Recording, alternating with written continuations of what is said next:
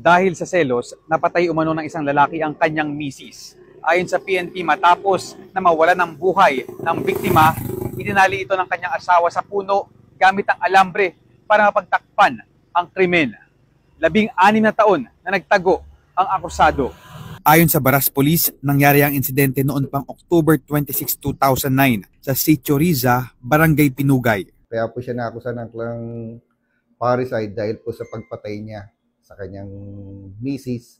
Nung araw din yun ay nagkaroon po sila ng pagtatalo dahilan po sa may pinagseselosan ito pong ating akusado.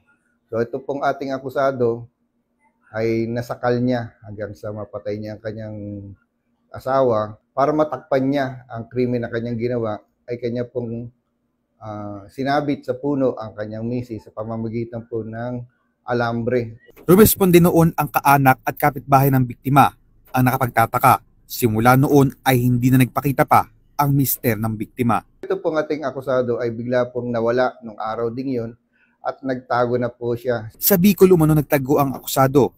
Kamakailan lang ay bumalik siya ng Baras Rizal. Dito na siya tuluyang naaresto ng tracker team ng Baras Police sa tulong ng informant Biyernes, August 15, 2025. 16 na taong nagtago ang lalaki. Sa hotel na po magkasalita. Pero sir, itinatanggi niyo ba o aminado, sir? Natanggi, sir. Ituturing siyang most wanted person sa regional level. Talagang binabalikan po namin yan at para makita o mabigyan ng hustisya yung mga naging biktima nila noon. Mula rito sa Baras Rizal, Christopher Sitson, ABS-CBN News.